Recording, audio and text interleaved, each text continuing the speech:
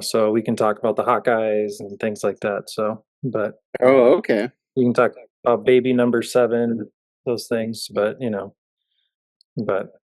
all right, Oh yeah. So when it comes to the Hawkeyes, I totally forgot March Madness is going on, yeah, and I guess they're doing pretty good. yeah. The Hawks just beat Nebraska. For all you listeners, we're just going to start that. This is the Past Due Movie Reviews podcast with Tyler and Lance Richards, and we're excited to be here. But yeah, we're talking about the Hawkeyes. Did you watch the game at all last night? No, I mom told me. It was wild. It was wild. The Hawks were like down by 10 at some point. I didn't see the whole game, but they were down by 10. I am standing here beside myself. And then they came back and they were matched up pretty well in the second half. And then there's this like long pass, full court long pass. And I can't remember what Hawkeye it was, but he dunked it, and that just changed the momentum for the rest of the game. Wow. And Nebraska just couldn't come back up and get anything done. So, Yeah, I know. Cornhuskers suck. Well, they had a former Hawkeye on there, Sanford or whatever, and they had Fred Hoiberg as their coach. So from the So yeah, even a sweeter victory. yeah, Iowa over an old Iowa State coach and player. So that was pretty cool. But I was doing one of these because it was late. The silent scream. Yeah. I do that. I've done that a lot. Like when I'd watch the Iowa girls play on Peacock or something, Sandra's sleeping. I'm like, Yeah. Yeah, but of all the games I've watched, that was the one game I watched, and then they lost, and oh, so I was like, "Well, I better not watch any other games just in case." no, I got that. no, you're good. You're good. It's all good. Whatever. Whatever. Yeah, we're both from Iowa. If you guys didn't figure that out, but we Yeah, live in different states. We're just Iowans strewn across the country. yeah, I got I'm stuck down here in Florida. Oh, what's that? Oh, you got a Hawkeye? so this is Is like that a a Hawkeye hockey? hockey, although they don't have a hockey team, but yeah, Yeah, so that's a pretty cool sweater. yeah, I love this one. Although it's getting a little tight because yeah, it's getting tight. It's getting really tight. But Yeah, you and me both. We are wasting valueless time. so we're here to talk about we love movies. We love old movies, especially ones that we grew up with. So a lot of pop culture references for those listeners, watchers that will watch this. And this podcast will get better, by the way. It only has to. It can only get better. Yeah, It can only get better. I But hope so. we're going to talk about lots of different movies. I mean, I know some of the ones that we'll probably end up talking about are like the Ghostbusters films, and I watched this movie the other day, Short Circuit, and it still makes me just crack up. And it's from the 80s, and I don't know how many times you watched that, but I won't ever stop laughing at that film.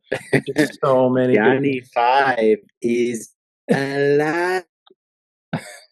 I I think I have an idea for something for the podcast, so I'll just tell everybody Oh yeah, it's not a secret, but like Stephanie. where More Ben goes, input. yeah, yeah. But Ben goes, um, bimbo, and I don't know. That's one of the funniest things. Well, one thing I didn't realize about that movie is that the guy who's the Indian guy, he's not Yeah, even Indian. It's just he's not. it's some white guy doing an accent, which I think is with our culture, it's funny, and it's even more funny. You do like Indian brown face, and it's like it's still. I mean, it's a really he does a good job. I didn't even know. I just thought he was some Indian dude. I did too. I've heard him say he would probably not do it today. Yeah, a little more sensitive around here. Yeah, but I like it. He's like, "Where's your family from?" Pittsburgh. Pittsburgh. Pittsburgh. But actually, that's not the movie we're going to talk about today. So, um, I don't know where my notes are at. I think I put them on the computer like a ding dong. But and this is the computer I have, so I can pull them up. But the movie that we're going to talk about is or not short circuit, but batteries not included. Batteries not included. This is one of, I know, my favorites. I don't, Lance, what is it, a favorite of yours? Ah, man. So it's a good one where once I'm into it, I can't. I have a hard time not watching it. Uh, Oh, One thing I kind of forgot about is the old lady with her dementia. It gets kind of hard in some scenes yeah. where I actually had to turn it off, go do something else, and then I came back to it and finished it the next day, Oh, just really? because.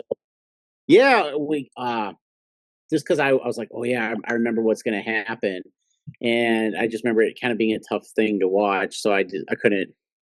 I Oh, was like, all right, kids, we're gonna go to bed. oh, yeah. Especially with the kids. Yeah, I forgot about the kids watching that movie. uh-huh. Well, if people don't know, it was made, I think, in '89 or the '87 or something like that. But Hume Crone played Frank Riley and Jessica Tandy played Faye Riley, and they actually were a real life married couple, and they starred in Cocoon together, and I think one or two other films. Um, Jessica Tandy is probably a favorite of mine from some of those older. I haven't seen Driving Miss Daisy, but I've seen Cocoon and Fried Green Tomatoes.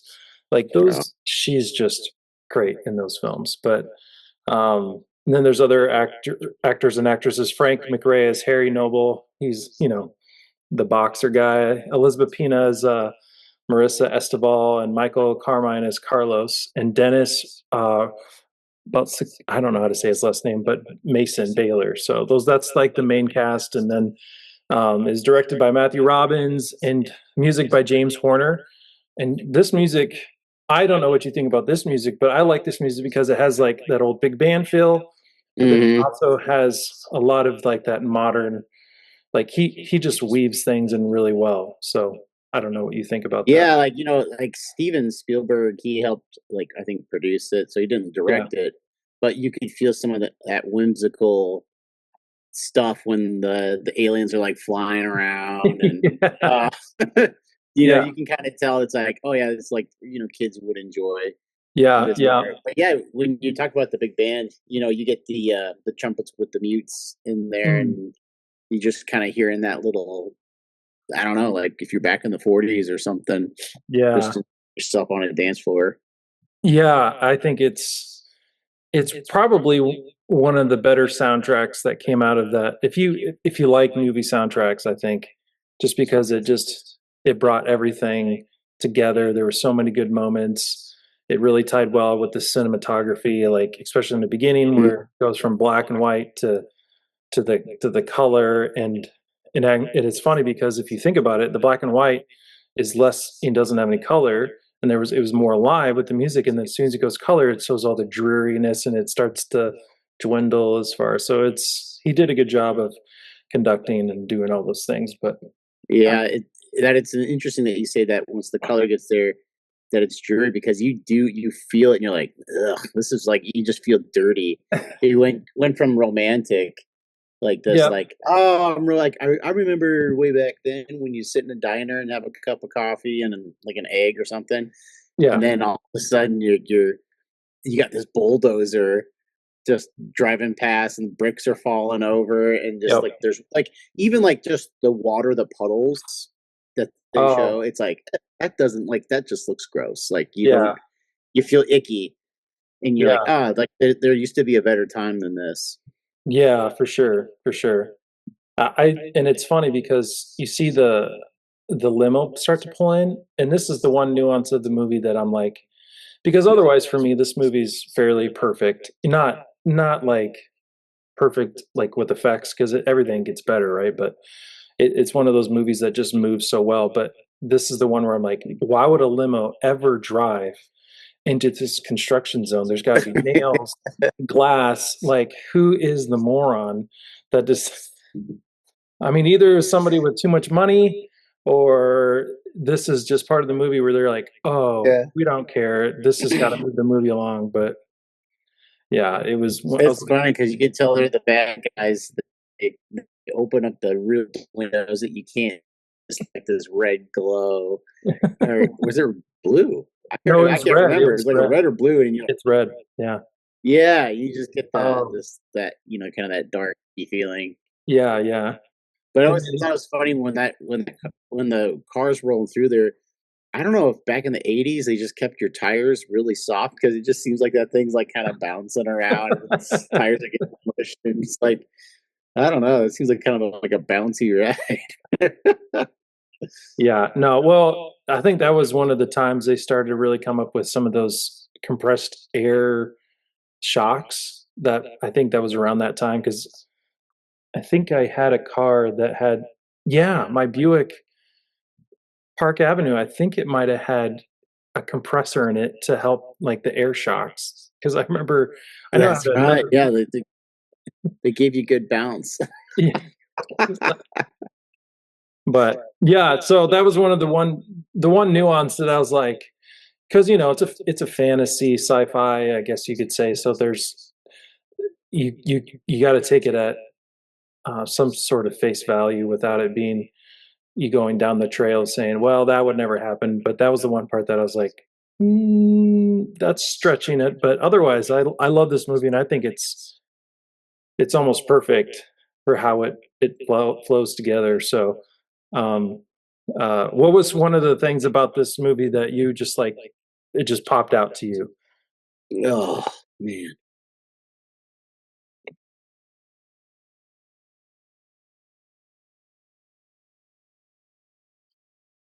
What Yeah, about sure. Carlos?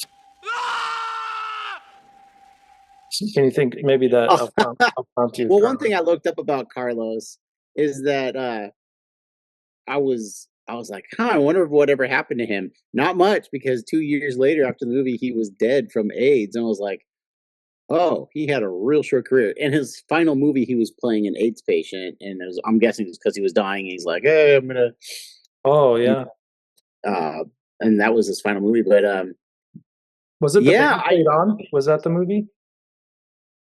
oh, I don't know. Oh, I think it was something like Philadelphia. It wasn't Philadelphia, but it was kind of like Philadelphia with Tom Hanks. okay. Uh, but him and his little thugs just beating up everybody. I forgot that they just kind of like stick around that place. Like they're harassing the lady. You first see them, and you see the lady walking. I can't remember her name. She's got the groceries. The pregnant lady. Oh yeah, Marissa. Yeah, the Yeah, character. Mercy. You see her walking them, and all of a sudden, like she's not looking too happy. Then she's like, oh, like you see her demeanor get even worse. Yeah. And then there's all these guys that are just like harassing her, won't let her through, and it's like, ugh, it just yeah. But I was thinking about the movie. Like, it's not like an adult movie, but it's not a kids movie. It's definitely like what they used to create as family movies. Yeah. Because even my kids could enjoy it and get the general idea. Because I remember we used to watch it when we were really little kids, Hmm. and but we enjoyed it. And obviously, it was more of like the aliens them flying around and fixing stuff. So one of the things, like the big things that kind of stood out is you see the dementia on early, and that's something I Oh never caught on to. Like you see the old lady yeah. right in the beginning, Faye. She walks into the old grocery store that hasn't been there in who knows how long, Hmm. and she went to go out and do the shopping with her cart, and then she goes back to their apartment, and she's like, "Well, someone had to go out and do all the shopping." There's nothing in her cart, and they're all looking at her like, "What are you talking about?" Yeah, yeah, and I think I think that that one part of that movie is, and maybe Hume Crone as Frank, since they really were married, sometimes that can have an effect when you're playing a character. Because I could feel his sadness, and it was like it almost looks like he really is sad. Like he's this isn't just a character. Like I wonder how what he took as inspiration. Like what if Jessica would have his real wife, the name of Faye the actor, if she would have had real dementia, like he's probably processing that in like real time when he's doing all this thing. Man, that would have been a hard thing to do. She's probably having a ball because she just gets to be silly. But like he's actually like, well, what if my wife did have dementia? And how do I handle those things? And just Mhm. intensely sad, but doesn't want to give up the life that he had. And that was their place. Riley's Cafe was their place, and um, yeah. But although there comes a moment where her dementia breaks through a little bit, and she kind of grieves at the same time, at the end, where Carlos comes and they're like, he's Bobby, and she just cries, and he's like, well, that's over. So he's probably sad and relieved at the same time. But yeah, the dementia part is an interesting spin on it. But yeah, Yeah, and you don't see Carlos after that. Like that's his ending scene is like him throwing the flowers in oh the yeah, donut into the I garbage. And that's know. it. I think that was the other part where I was like, there's no resolution for Carlos. There's nothing for him. And like he's like, oh, the building's built and that's it. And you're like, oh, so does this character get redeemed? Or or maybe that's his redemption scene. I don't know. And they're like, well, he doesn't really need to have another scene. But I don't know. It feels unresolved for him. But and then Yeah, definitely he's the one character that there's no kind of middle ground. He's in limbo because yeah. he's doing all this stuff because he wants to get a position in the company, which is never going to happen. He's just some Oh. thug who had ideas, delusions of grandeur type of thing. Yeah. And then he finally does the right thing by saving Faye in the end. Like he's doing the hard part, like breaks into a room and Yeah. rescues her from the fire that he helped start. So it's I like that part of the movie because he's not this clean, like I'm going from bad to good. It's more like I'm bad and I'm still bad, but Mhm. he's got a little bit of like morals where he's like, hey, you can't burn the place down. And the guy's like, well, I'm gonna burn it down. And he's like, okay, well, fine, let's burn it down. Like you really want to get into it. Um, Yeah. but then he does, he saves her in the end, but then he he's following up on the good deed, and the good deed is it's there's nothing there anymore. Like if anything, Faye remembers, which is an interesting, Yeah. which I thought was kind of interesting. Like she just cries because it's like she knows that's not Bobby. Yeah. Yeah. Yeah. I guess so. He kind of does redeem himself, but it's not super clear cut. And I'd probably say he feels something for her because she cared for him in a motherly way. Probably, he says that there's a point where in the movie he says, I don't know my father, I don't want to. And Hmm. but she's like, that's not okay.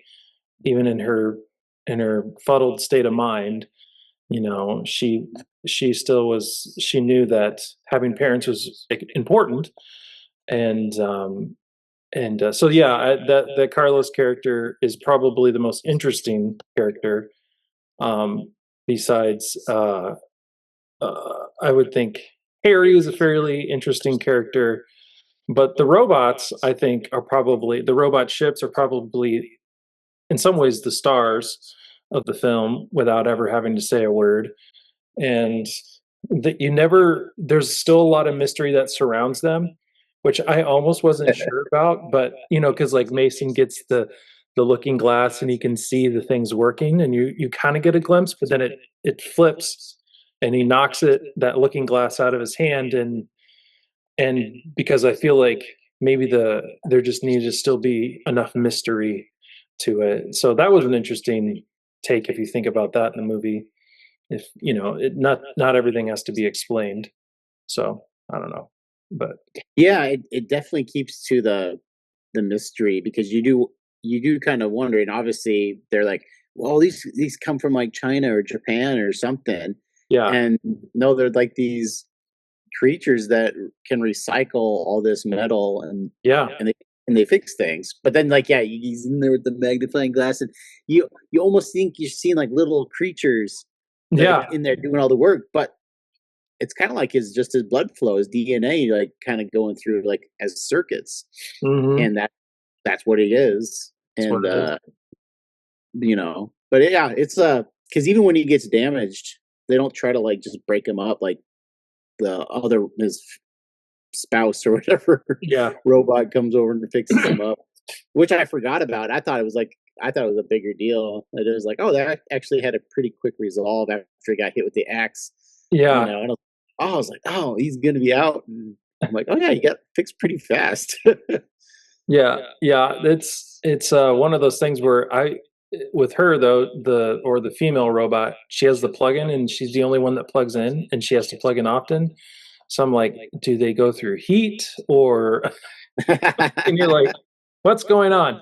But what I love is the fun. It's like the old horror shtick where you know Mason walks in and he gets electrocuted and you don't see it happen, but you knew it was shocking. And then you see Carlos eventually a little bit later, and and then and he the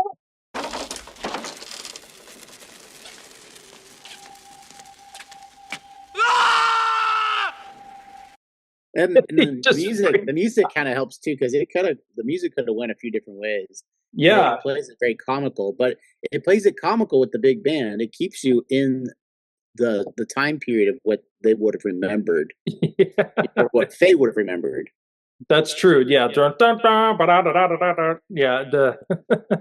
Yeah, The trombone. The trombone. And so yeah, yeah, the big yeah, band. big band stuff. But that was one of the funny parts. But I like another part of the movie was that Marissa and Mason. It didn't feel forced. It felt natural. She had an attraction to him already. You can tell in the movie like there's just this immediate attraction, and he was oblivious and was self-absorbed. But there comes a point where he's like, oh, this girl's really beautiful and she needs help. She's pregnant. Her boyfriend is not here. And eventually they fall in love.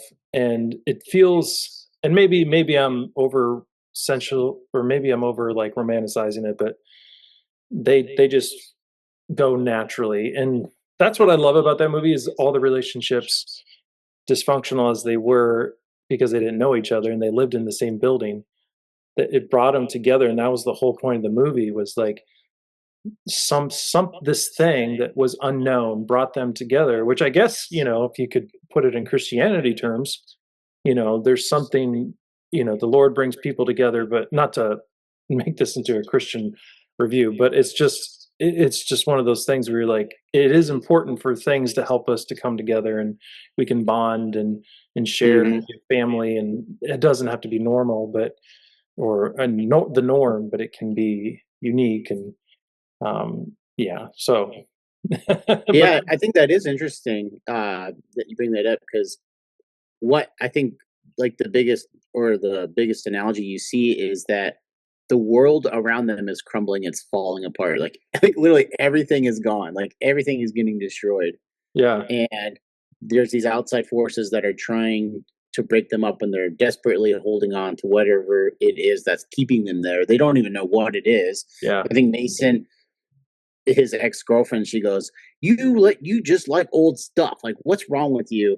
And in uh the lady, I'm guessing the pregnant lady, I'm yeah, guessing she's there because she's got nowhere else to go. probably. Faye and is his name Riley?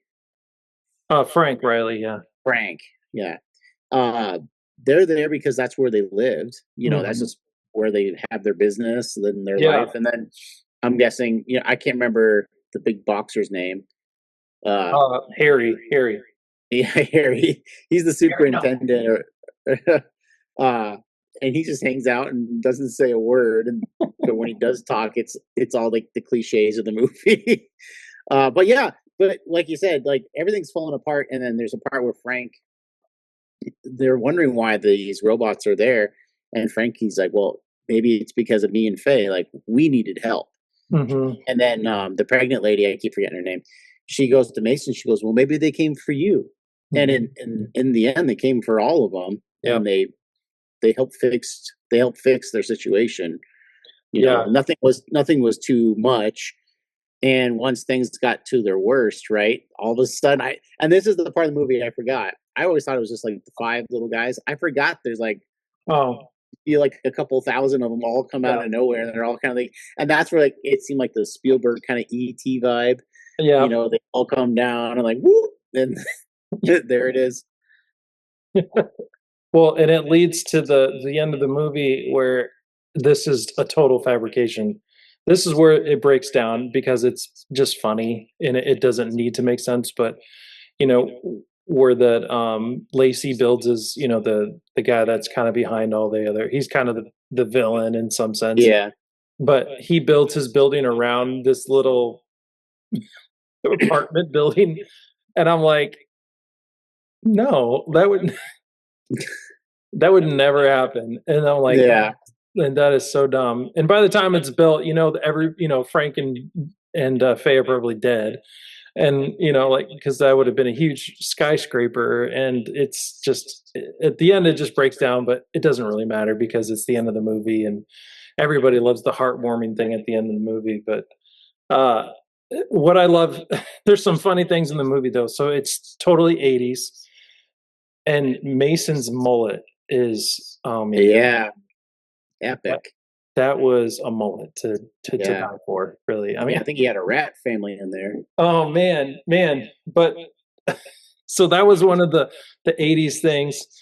And another thing where Mason's girlfriend in the beginning, where she says, we're going to end in 10 minutes here, but just to kind of wrap it up here, but she goes, this is the 80s.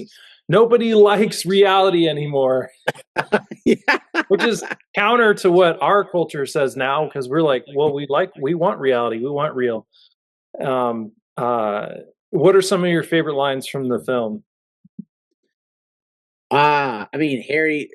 He doesn't say a lot, but obviously it's like, and it's the name of the movie, but he's the one little alien robot guy comes out, and he's like the stillborn, Oh, and they're all looking like going like, what happened? And Harry, you never heard him say a word, and he goes, batteries not included. Like oh, there's like something that went wrong. And then you see Faye, you know, she's trying to bury him, and then yeah, it's a funny part, and it's sad. You just like stumbling around trying to get to the burial mound, and he grabs the robot, runs away, and they're all like, "What the heck, Harry?" yeah, yeah, But he fixes it. You know, he fixes the fixers. yep, Um, little guy. Uh, and then he has the other one. He's talking about his dog whistle. Can't don't leave home without it. You know, yeah, one reoccurring thing I like what you said about Carlos and Faye was that she's playing a motherly role to him, and it's kind of reinforced by some of the other characters by yeah, the way they notice Carlos, like his gang, when they're in like some other old decrepit building, and they're like, "Oh yeah, say word to your mother," you know. Or I he's like like, that. "Come on, man." That one construction worker, he has a couple good lines. Sorry, Yeah, pops. And he's always like, "Hey, Bobby, you want to go out and play?" Like the dude plays it so good and straight, and like I'm like, who is this guy? I don't even know who he is, and he has so few lines and scenes, but he's hilarious because he just like, what is he? That one guy goes, "What? What do you mean, what?" And he takes a bite of the burger. well, you know, I for the longest time when I would think about that character, I'm like, "Oh, that's Robert Wool, from Oh, You know, Batman," and uh, and he kind of looks like he might be his older brother or oh younger yeah, brother. I don't know. I was like, I always thought that was that guy, but it's not. It's it's not. somebody else. Well, yeah. So this movie I think is a classic. And Steven Spielberg. I think you're right. He had some like sort of money put into it, and you know, even if it says Steven Spielberg presents, I think that's what it says in the beginning. You know, it did well, and it was popular. And if he thinks it's good, I mean, there's lots of movies you and I've seen, like The Goonies. His name's in the beginning of the credits, and other things like that. And you're like, well, of course these are going to be epic if he thinks they're good. So, But I mean, I think if people haven't seen this movie, you need to watch it. Don't think about the effects. It's the 80s. I think the effects for what they were at that time are actually pretty decent. I think actually Yeah. a lot of stop motion, and so but they were very well crafted for being late 80s. Well, And even when they're on the rooftop to get the feel, it's all a painting in the background, and I didn't realize that oh yeah, growing it's up. a But soundstage. it's like this. Yeah, they're on a sound stage, and but I at the same time, it's a controlled setting, and they're not getting like that real vibe. But I thought it worked, and it gives it a I don't know, more of an intimate feel for what you're going for. Yeah. Doesn't feel so like empty. Yeah, for sure. For sure. Yeah. But it's a classic. I love it. I try to get the kids to watch things like that. Sometimes they don't care, but they always want something new and up to date. And I go, well, okay. And yet they watch the same shows all the time. And I guess that you and I did the same thing. So I mean, we all have our little things and vices, and but yeah. Any closing thoughts? We got about 5 minutes left. Any closing Oh thoughts? man, um, you know, it's a interesting emotional movie because you get the good laughs and some good chuckles throughout it all, and at the same time you're feeling kind of bad and you don't know obviously what's happening or what's going to happen other than like you all of a sudden you start to see all these things getting fixed. Yeah. And then it gets to the real hard part of like the whole building burns down and collapses, and you just feel for Frank. I feel obviously you feel bad for Frank Oh. because he's just like he's in his right mind and he's miserable, and his wife is crazy, and she's like in La La Land most of the time, Yeah. uh like when she like throws the coffee cup on the ground, you see like this joy emanate from her face, and Frank is like, come on, no, stop. But yeah, That's I the mean wife. When he goes, it's a that's good right, abuela, break it up. yeah. Calls her It's grandma in it's a Spanish. it's a oh yeah, yeah, it does call her in Spanish. No, it's got a lot of adult situations Yeah. and things that people actually have to go through, and it puts it in a light that is you can watch it and you definitely feel what the characters are feeling throughout the movie. And I think that's the important part is you're feeling their pain, you're feeling their struggle. They're giving you like you get abandonment, you get someone just leaving you. Yeah. Uh, you got someone that's trying to hang on to but who knows what. Like no one's coming into the store anymore to eat any food. You know, and he Yeah. doesn't want anybody to come in. No. He's He's just a cranky old man. yeah, Maybe that says something about people named Frank. So I mean, our grandfather was he was kind of grumpy. And I yeah. don't know how about your My son. son Frank can be very well. He's very frank about what he wants and doesn't want. Let's put it that way. He lives up So, to what it. you got? Any closing thoughts? Just I love the movie. It's a movie I'll watch again and again and again.